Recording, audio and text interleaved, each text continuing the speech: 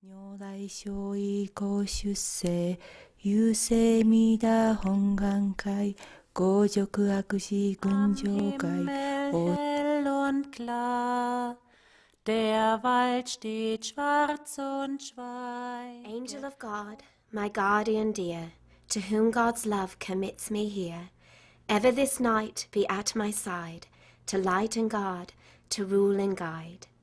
Mummy, will they come again tonight? I don't know, dear. Now let's get some sleep.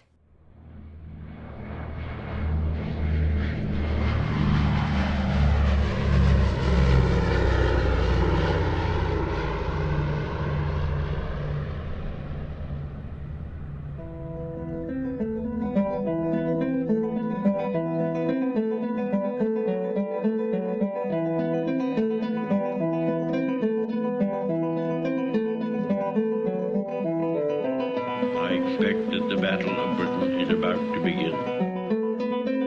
The noise that you hear at the moment is the sound of the air raid siren.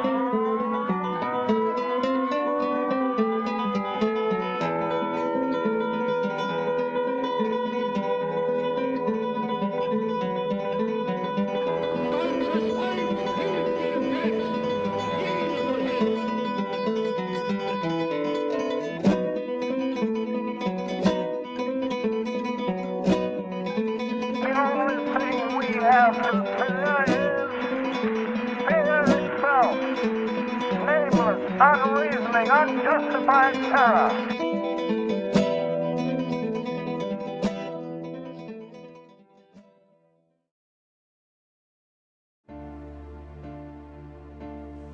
Nobody dared to tell a little girl anything because children will talk, and the danger was too great, because if anybody would say my father has talked against Hitler or anything, they would have picked him up and killed him.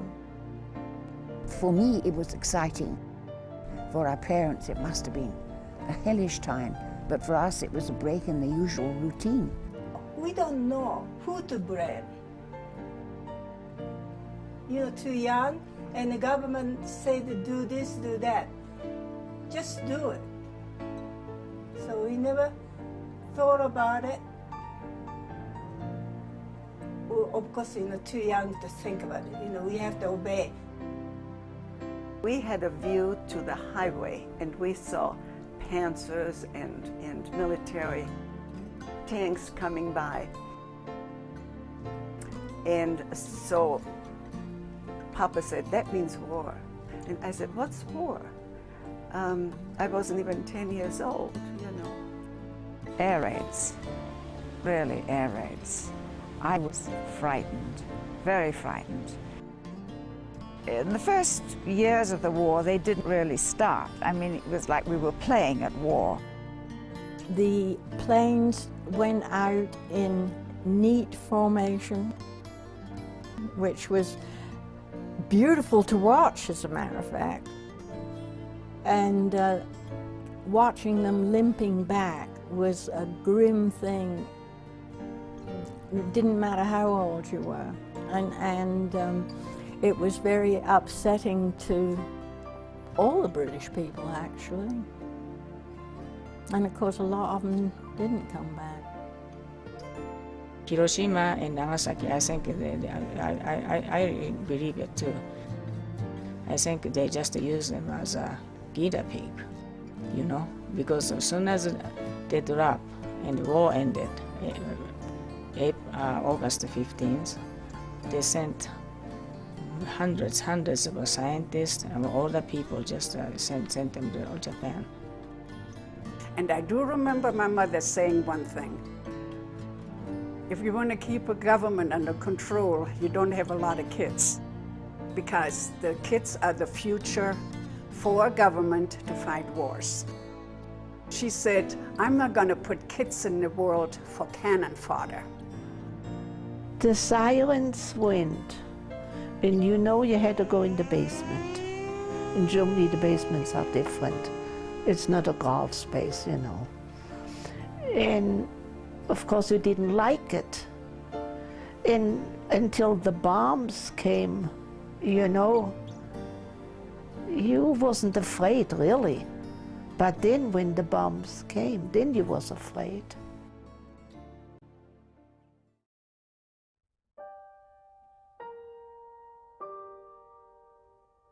And war always hits the indefensible, the young, the elderly, those that can't defend themselves, and those that had nothing to do with it. World War II began in Europe in 1939 on an autumn Sunday.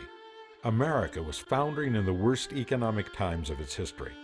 People were standing in food lines to feed their families.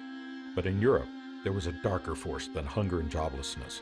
His name was Adolf Hitler, who wanted to reverse the humiliation of the Versailles Treaty that ended the First World War. He demanded of his people every personal sacrifice. As he planned his revenge, European and Japanese children played innocently in their gardens and parlors, as their parents continued life as usual, unaware that their gardens would soon become bomb shelters, and their cellars would soon be their only safe place as the skies became dark with planes and bombs. These girls were in the line of fire, caught between governments demanding obedience and those fighting for liberty. These girls are children no more and are silent no longer. I remember the broadcasts from Czechoslovakia on the radio. We had a Blaupunkt radio, and we would listen, and the announcer was saying that the Germans were marching up the main street of the capital, Prague, and please help, please somebody come. We are being overrun by the Nazis, please come. And then the radio went, his recorded voice went dead. And my mother said, well, it's the beginning of the end. Stupid old man, doesn't he know what Chamberlain's done? He's appeased. Well, of course, then it all started. Austria just simply gave up. Schuschnigg was our chancellor, and he, over the radio, he cried and said, I don't have any power. I just have to give in. We cannot defend Austria. So we have to give in without losing any blood. That's how he put it. I remember tuning into the radio and listening to Winston Churchill, and it inspired me. We shall defend our island, whatever the cost may be. We don't want to trust them. Bloody Huns. We had them in the 1418 war. Here they are 20-odd years later doing exactly the same thing. We will, as Churchill said, I think it was the beginning of 1940, we will never give in. We shall fight. Landing ground, in fields, in streets, and on the hills, we shall never surrender. It was wonderful. You know, we will fight them on the beaches, that famous speech. I found it most inspiring. There was a real war, there was a propaganda war. The Nazis could control the newspapers, but the airwaves were much more difficult. I think many people listen to BBC, and if the Gestapo found out, you were killed for that. I don't think my parents ever would risk that. But I don't know. But I know of people who were killed for that. Immediately. I mean, things were very quick. There was no trial ever. There was nothing. Although the Austrian government acquiesced to Hitler, Edie's father never could. He would listen to the Swiss radio. There was one family in our apartment house that was not very kind, especially the woman. She would just stand out in the hall sometimes and listen if she could hear anything. But of course, Papa would lock the doors, you know, and just his ear by the radio. And so he was before he was taken in, and all the time he was just not a Nazi. We did not talk about Hitler. You had to watch what you were saying, because there were spies out there, your neighbor or whoever it is, and if you said something, they report you, and away you go, and you never came back.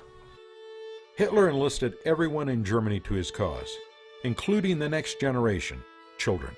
There was almost no resistance, outwardly at least. You had no choice. When you were 10 years old, you were part of the Hitler Youth. And it seemed kind of exciting. You got a uniform. It was a white blouse and a black skirt. Whenever you meet somebody on the street, you're in school. Hi Hitler, hi Hitler, all the time. I mean, your arm got so tired. England prepared for bombings. Bombings that would become part of every child's life. We weren't bombed until 1940. It started about February or March of 1940. And they were what we used to call hit and run. I remember being very, very frightened and crying because at that time we were told that the Germans could invade at any time, and in actual fact they could. Where I lived, it was 9 miles in from the North Sea. And living on the coast, we would go in the garden and watch these planes going over. When there was a full moon, we could expect the German bombers over. And particularly strangely enough, on a Friday night. And it was kind of a pattern, and you kind of knew just about what to do and when to do it. And Friday night, we were always prepared to go for safety because it usually was a very rough night. And it even got to the point where when I was 11 or 12, I'd get my clothes ready to get dressed because they'd come over between about midnight maybe and 2 o'clock in the morning. And I'd get dressed, and if it was summertime, go outside and see what was happening. You forgot about the siren. The sirens never went off. They were way too slow. We all had issued to us, every family in England had charts of what the planes were. And if we saw them coming over before the anti-aircraft batteries caught sight of them, we had to dash down to the air raid warden's little dugout in the local park and tell them there were 5 Messerschmitts or 3 Dorniers coming over. It's incredible, but you got out of class, you were there with all your friends, and it was fun.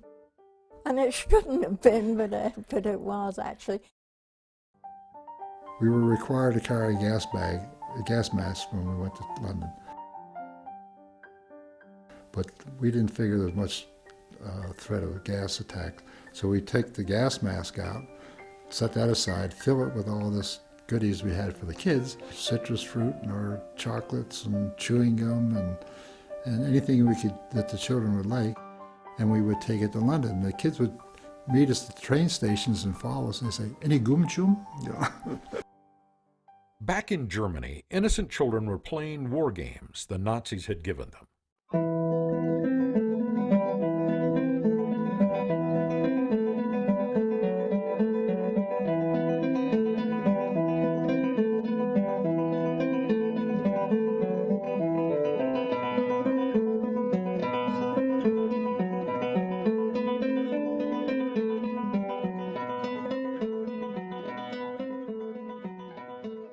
Everywhere, Hitler was making life even more difficult for citizens of the Reich. And there were just very many scary things going on. Just alone the sirens, which they put on the roofs of buildings, and they were so loud and awful. And the Nazis, the soldiers, were in the streets, in the city, all over, all the time. And big propaganda, and they were on motorcycles and loudspeakers, and there was so much threat. The conflict was in the battlefields and in the sky, but it was also felt in the parlor of this girl's home in Lübeck, Germany.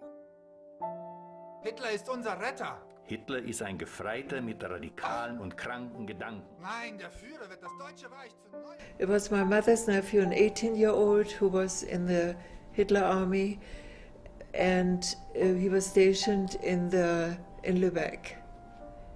And he came every Friday night to talk with my father, and of course he was raised Nazi, he was a full Nazi. So he knew he could argue with his uncle, with my father. so dass die Kleinsten die Freiheit haben, über alles zu sprechen, was ihnen vielleicht am Herzen liegt? Während wir in einem Krieg sind, kann wohl nicht alles besprechbar sein, da es Deutschlands Feinden sonst zu... When this nephew came, he sat in the other chair, or anybody else came who wanted to argue with my father. These were the argue chairs. And nobody really noticed me much. I was the youngest and just going along, and I played with my dolls forever, and so, but I heard every word. And I heard them argue. And I heard my father say, I don't know the words, but how terrible Hitler is and what he is doing, and he said all those things. And then the young nephew, who was Nazi trained, would just go against my father, and it was a real argument. If you ever have had Germans, if you ever had heard Germans argue, I mean, they do argue. They get very upset. And then my poor mother couldn't stand this, and she would go tiptoe to my father and speak in his ear, but loud enough that I heard it. We have 4 children. And of course that was very frightening for me, because I was one of the children, and that repeated every week, once a week. German bombers did attack several coastal targets, but the majority of the raids were further inland. And you have to remember too that in the rural area where I was, the threat of bombing was somewhat remote. It wasn't like being in the city of London where people had to be in shelters night after night and had no idea what they'd find when they came up. We were 60 miles southwest of London, and we could see a glow in the sky where London was on fire. It was the most terrible thing. We would go out in the garden, our jaws agape, looking up and seeing what was going on. And my mother would scream at us, come in, and there was shrapnel falling, and we used to gather it. It was hot. I went out once and picked up one piece to take to school to show the girls at school, and it was red hot, got my hand burned pretty badly. And it was something of a treat, I suppose, to be able to say, look what we got. As the bombing campaign known as the Blitz got underway, Brighton and the neighboring city Patcham were bombed 56 times, but no one forgot Saturday, September 14th, 1940. Every Saturday morning, the local cinema had children's matinees and Mickey Mouse shorts. And my mother would never let us go. She said, you never know what you're going to pick up in the cinema with all those kids there. And there was a special film for children, one Saturday morning, I think it was 1941. And the sirens went, and always on the screen, it said, the sirens are gone, you may leave the theatre if you want and go to the shelters. And apparently most of the kids didn't. They didn't want to get up, they were fed up, the sirens were always going, and they got a direct hit. That was a very black day in Brighton. The Curzon Cinema was flattened, and we caught the bus, I think 2 or 3 days later, to go and saw the rubble in the street. And there were women still standing there with their hands clasped and saying, crying for their children. But over 100 kids in one small town was a terrible lot to lose. On January 26, 1942, the first of 4,000 of an eventual 1.5 million GIs arrived in Britain to prepare for the invasion of Europe. And then the Americans started arriving, and I think England must have sunk at least 3 inches into the ocean, because they were everywhere. And their uniforms were marvelous. Olive green jackets and mushroom pink pants. Uniforms are always intriguing, and once again, where our location was, first of all, we had English soldiers, and they were camped all around where I was. And then we had the Scots and Irish, which led to some really good pub brawls. We made fun of the Germans. You know, of course, one had to. You got to boost the population, you know, to feel that, yes, we are winning. The Americans' arrival proved a culture shock to the British, who had never before seen young men so breezy, chatty, friendly, generous, and self-confident. The British girls were mightily impressed. And of course, everybody was doing, wasn't rock and roll, not bebop, can't remember, jitterbugging, that was the word, jitterbugging. And if you went to the local dance hall, there were these Americans who had all the cigarettes in the world. And of course, they quite put the noses out of joint of the Canadians and the English soldiers because of the money that they had. And they had silk stockings, nylons in their pockets, which they used for various purposes. They evacuated London during the Blitz, sent the kids out to the country. Some were orphans, some were, they just wanted to make it safer for them. But the Americans kind of took to these kids because they had left their children and their brothers and sisters at home, and they kind of filled in for them. And then we became father figures for the children. So at various times we'd have parties for the kids, especially at Christmas time. All this brought a real affection for the Americans as they began coming over to help fight the Nazis. After months of preparation, Americans finally began flying bombing missions.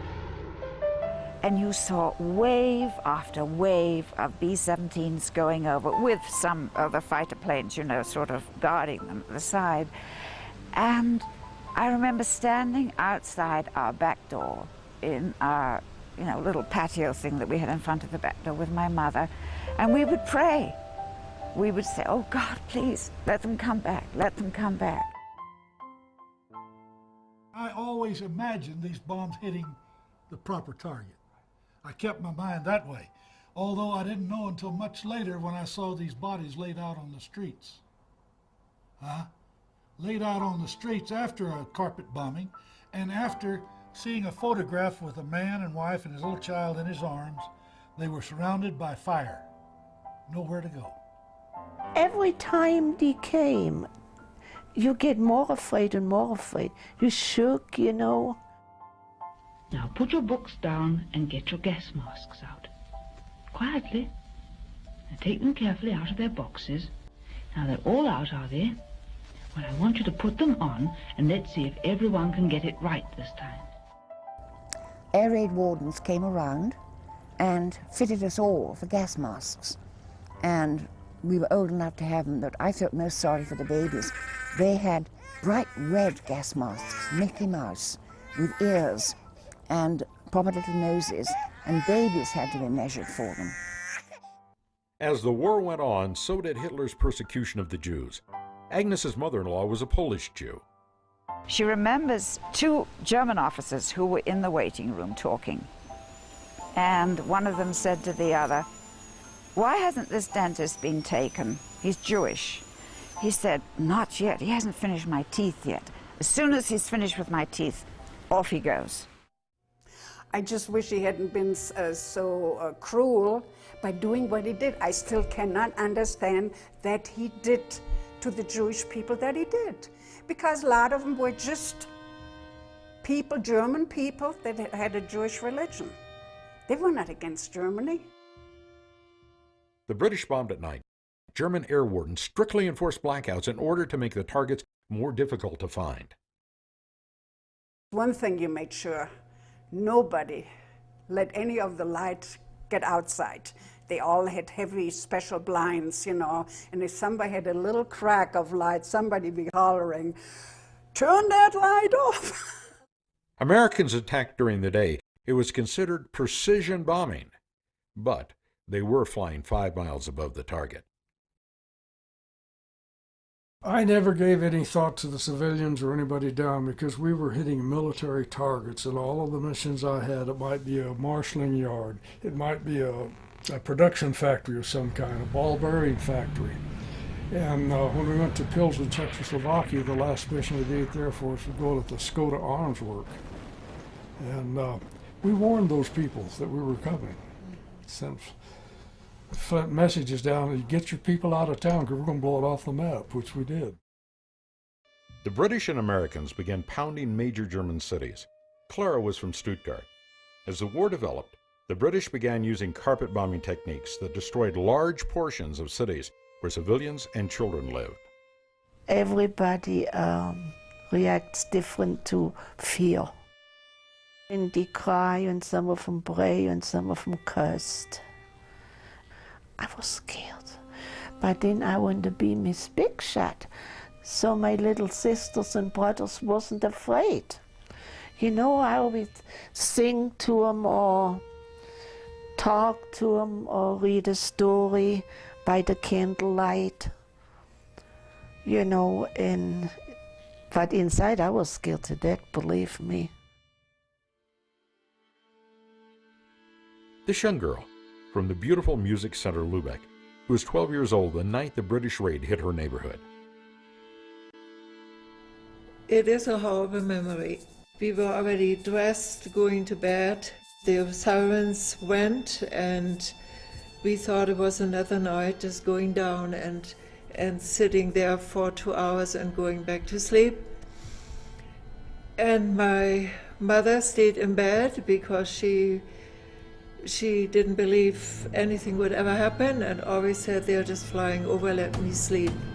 Across the street, a firebomb had gone down. I saw this big flash fire across the street. And I knew the people in that house. And on the first floor was a family with 3 young children, and the second floor was my piano teacher, where I went once a week.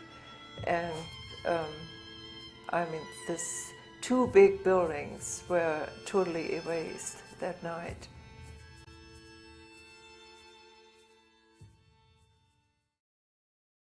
In Stuttgart, 14-year-old Clara was helping in the local hospital when it suffered a hit. I was in the hospital and the air raid came. Of course, you couldn't go home, it was too far away, you know. So we went down in the basement. Somebody said, oh, it's the bomb is close, you know, and it bombed on both sides. So we had water a little bit and stuff, but we were scared to death. We didn't think we would come out, you know, and some women ripped their hair out. Some women drank urine because they were so thirsty, you know. That was awful. And then finally, they noticed that it was not a direct hit. So they digged us out. Oh, I didn't think we would make it. Because if they wouldn't have found us, we would have died a slow death. I did have a Bible with me on missions, and I prayed, I said, don't let these bombs kill innocent people, men, women, and children, elderly or children. But targets, enemy, yes, destroy it. It went for a long time, I think 3 or 4 hours, and there was a lot of screaming in the cellar with the other families. And the interesting thing, which I remember, because you don't know those people, you don't know anything about those people, if they believe in a God or not, and all of a sudden people started praying, and God save us, and please save us. Another gruesome thing during the war was, I came home from college one day, and after the bombing, no streetcars or anything. And as I walked, very few people were on the street, but I had to get home. I heard in my area was bombing. So I didn't know, you know, would we have a place, would my parents be okay, and so on. So I got home. We didn't have a roof, but my parents were there. And yeah, I walked in the door and fainted.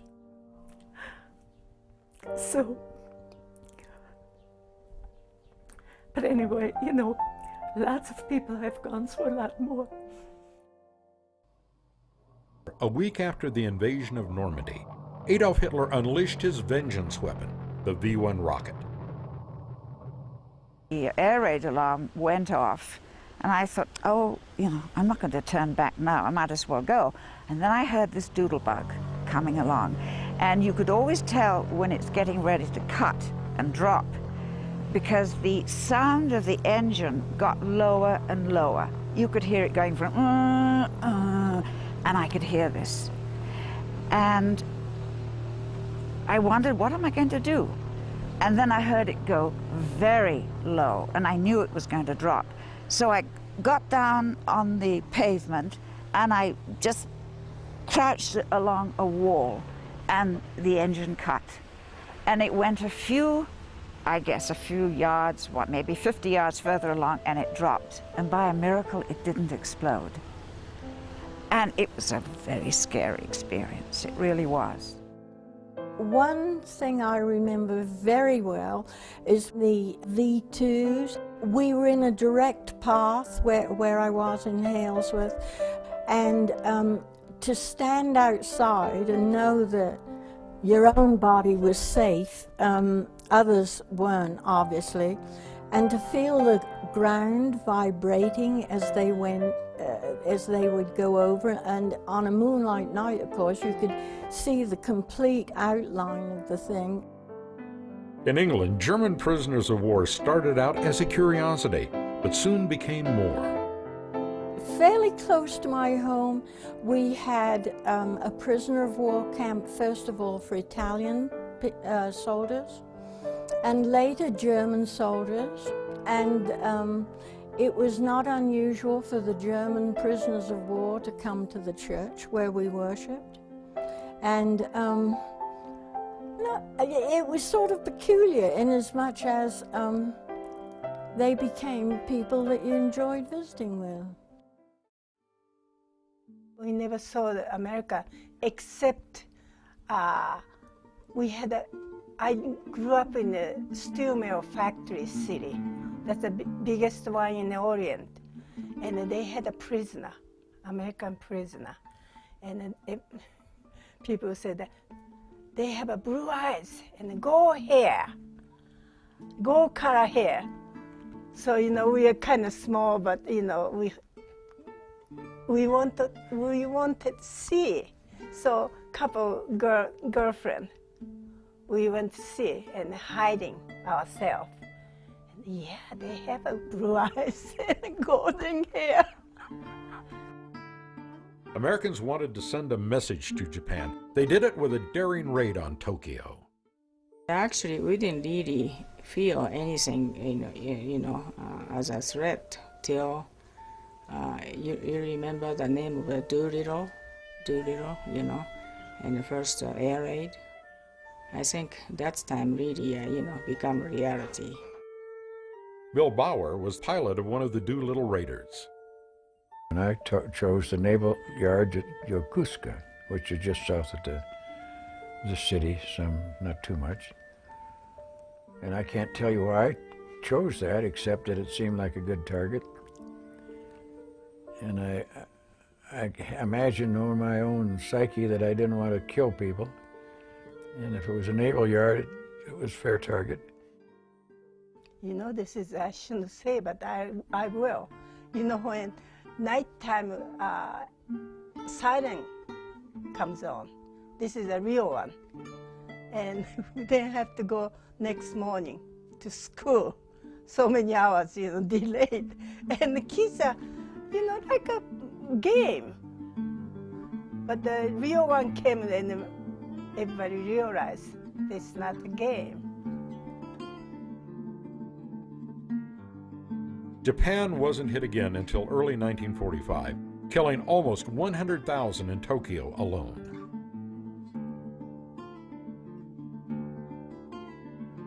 Low altitude incendiary bombing.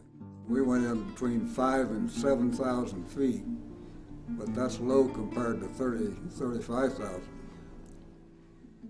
And we all wondered if we would survive. The Tokyo was really destroyed mainly by firebomb. Firebomb is about this long, and kind of cylinder type, shape. And then, kind of maybe about this wide and about this long. And this just come down just like a rain, just like a falling rain. Because as soon as, just hit the target and just burst into flame, So that's really, really effective to, destroy all those buildings. My grandmother went to a steel mill factory to donate steel, I don't know, steel something. And my younger brother and I will stay home. And around 10 o'clock, B-29 came and dropped the firebomb. And I count about 5 in the house and start, fire. So I grabbed him and I put him in a water tank. We had a water tank every family. And I just put him in a water tank and, neck down.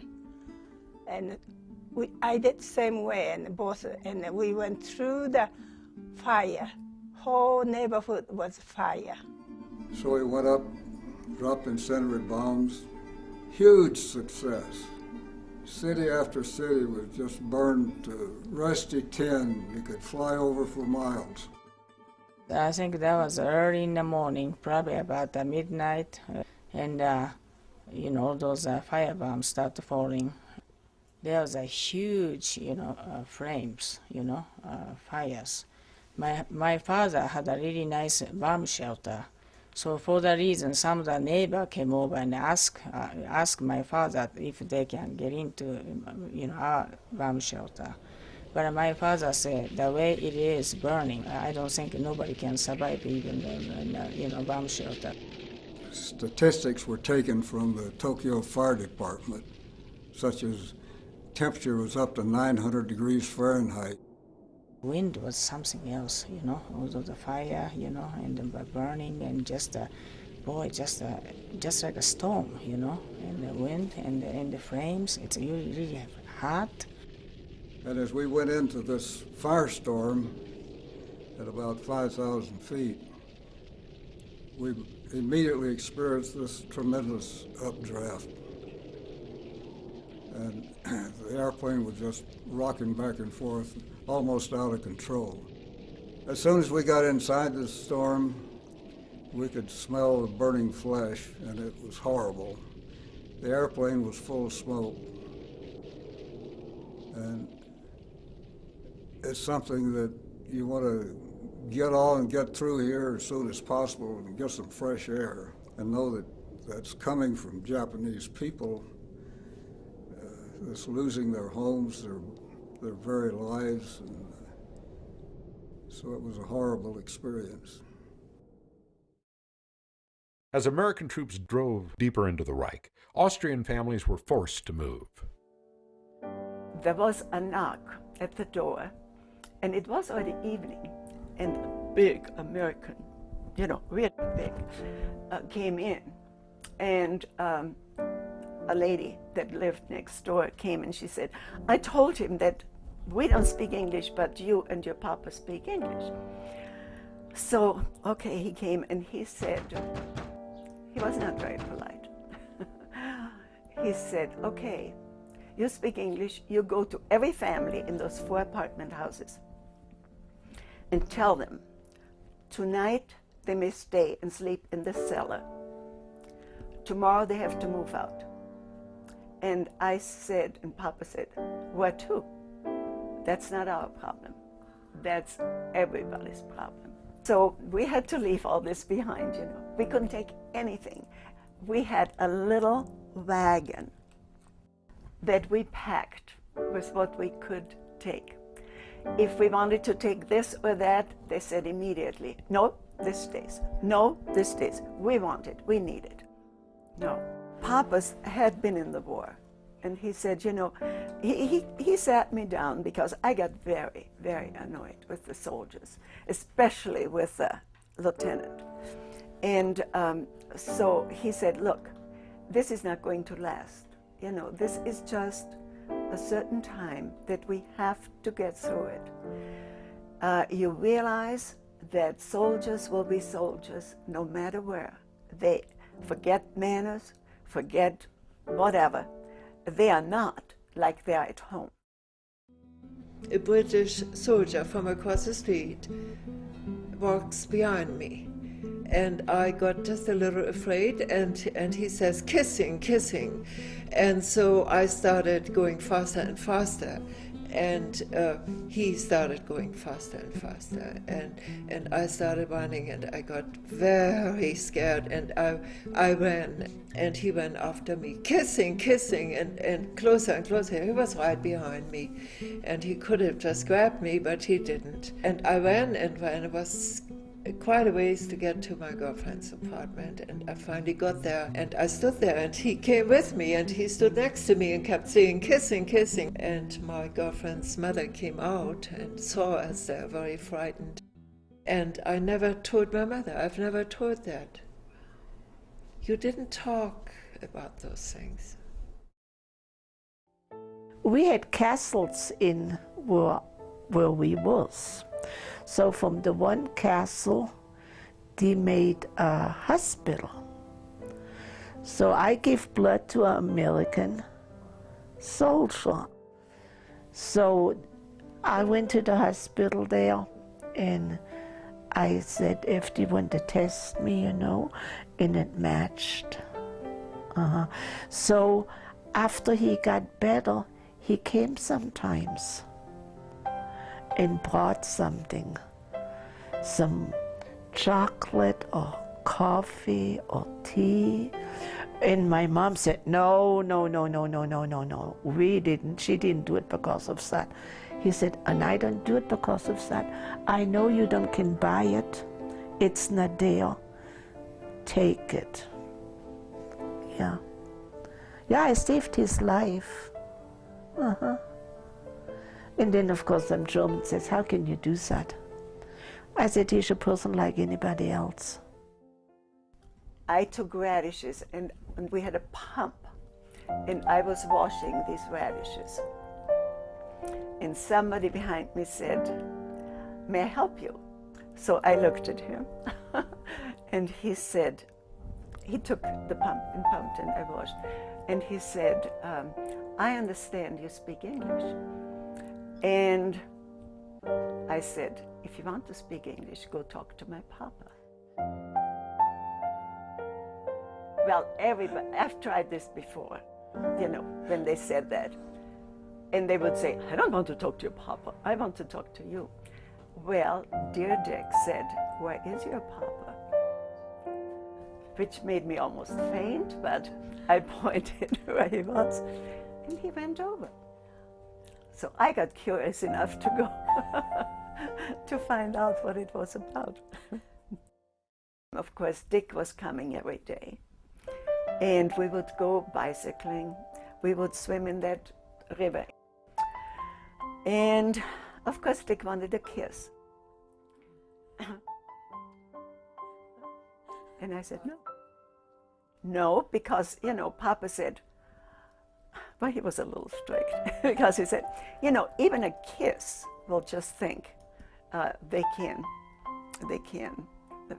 whatever, do what they want to.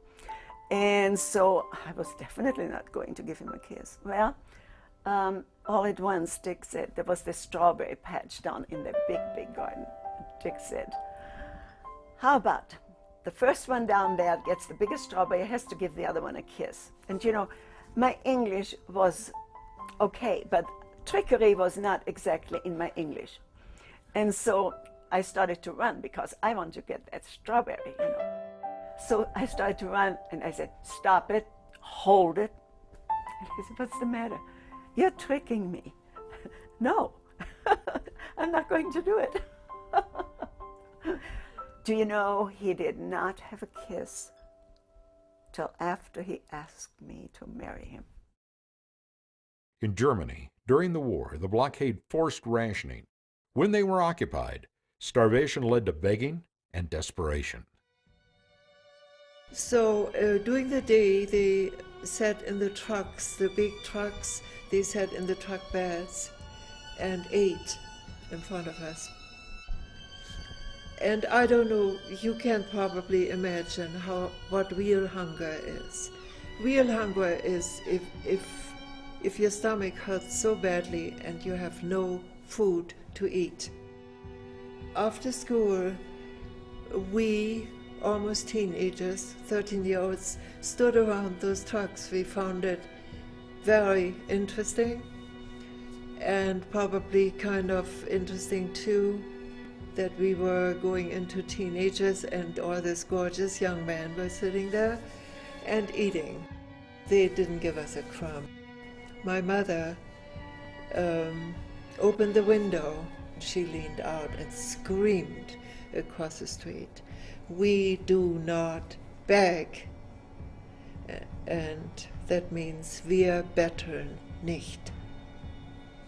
And I couldn't care less if we would beg or not. If somebody would give us some food, it would be just fine. Potatoes even got short. The bread was made out of horrible stuff. It would have the crust, and when you cut it, it would just go blub. So it was pretty bad. By that time, we had very little to eat. My granny, bless her soul, she loved to walk. Lucky for us. She would go for I don't know how many miles. She would walk all day and would go out to the farms and would have clothing materials and bedding and things that she would trade for a little piece of butter, a little piece of meat, you know. They just had nothing. And well, they were hungry, so a slice of bread was very good. So many times the Germans, they used to eat between 12 and 1, you know, the main meal, and lots of times somebody would come. And when we were eating, we would just ask him to sit down, and we gave him a plate full of food. There was no food. We had no food anymore in 1945. And so my mother went over to the British and asked if she could do their laundry. And she did for one soldier. Laundry by hand, you know, just in a sink. That's how we did laundry.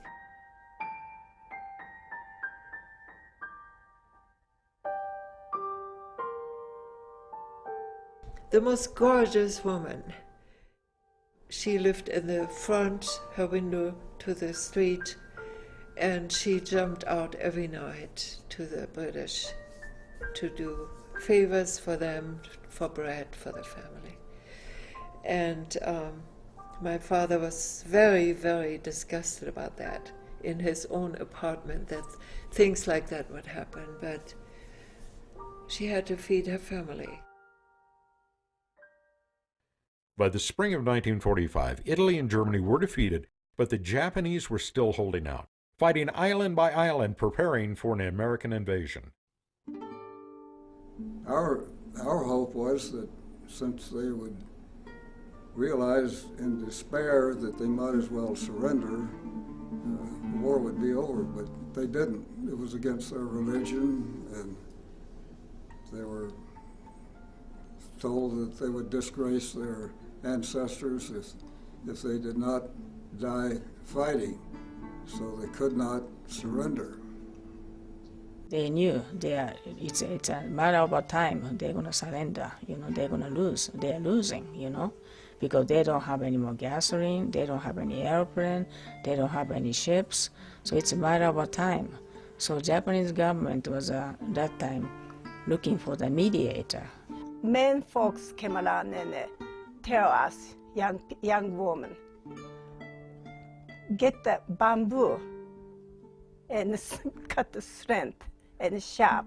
If somebody comes and you fight with this, if they say do it, I will try. Colonel Paul Tibbets was handpicked to prepare the B-29s to drop the atomic bombs that ended the war without an invasion of Japan. When the time came, Tibbets decided to drop the first bomb himself.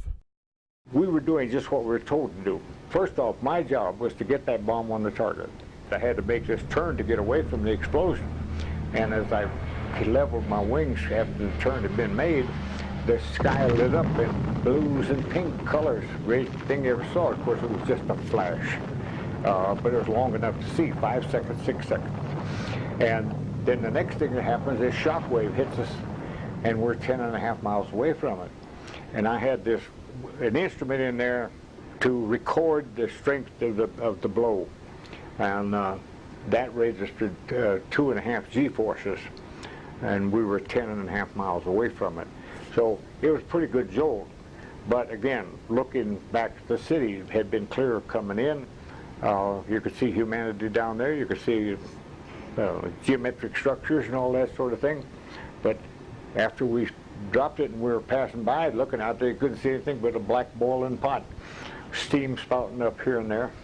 I didn't think anything except we've been successful. Train came from Hiroshima area, stop in a station. Then people kept coming out, was really burnt. Their clothes are burnt. Then also skins are all stripped skins. But for the nail is, because of a nail, the skin won't, come off. Because just the whole skin just like this, burnt. Many Japanese concluded, the bomb, they didn't really need to drop the bomb. Why take 3 weeks to kill 1,000 or 10,000 people? Why not do it in 1 second? It surprised everybody so much because it was so powerful. I knew that we would convince the Japanese of the futility of continuing to fight. Firebombing took more lives, of course, by far than the A-bombs, but it had a more lasting effect. Their childhoods were filled with fear, death, hunger, and anxiety. But they left their traumatic past behind them for lives filled with strength and joy. I don't remember any hatred, really. Somehow it was war. The planes came, they were bombing us, not because it was a personal fight. It was just something, they fought for their country, and we understood that. I never heard any hatred at home. It seems like we didn't even talk about it. That's when I asked my mother in all this confusion and said, why are they doing this? Because I had really no idea. I was 10 years old. And my mother said, there is a mother in England and she is hoping for her son to come back. With the German POWs, it just felt like these were friends. They attended church and they felt like friends. And I think it was that early that I realized how foolish war was, that it didn't accomplish much at all. Many people, Japanese, are really believing, well, of course, that was really wrong to start the war, that's their own fault. But, they talk about, killing a civilian is a really, unconstitutional, all kind of stuff, But thing is, war, you do anything to win the war, Whenever there's an air show, sure enough, there would always be an old pilot with an old renovated B-17. And, I couldn't control my tears. Because, I saw and I remembered them. Yeah. They had a saying, which I think was started by the British troops, because they had been pushed to the background because of the, lack of money and uniforms and cigarettes. And the saying was, overpaid, oversexed, over here.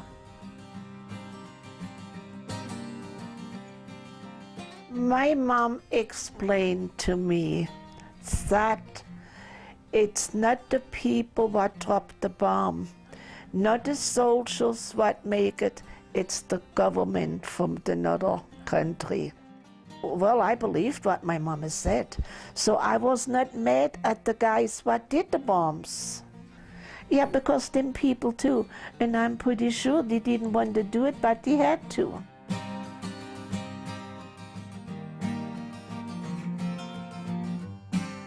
So I never had a nightmare or anything like that. I never had. I just take, what's come next. I don't look back too much, I have to move forward. Of course, I never forget it. When they were young girls and the sun went down and the full moon lit their town, they'd ask their moms if the planes would come. Oh, how they feared that sound. They'd cry, they'd pray, they'd hide below as childhood passed too soon. And those little girls are these women now. They survived the bomb.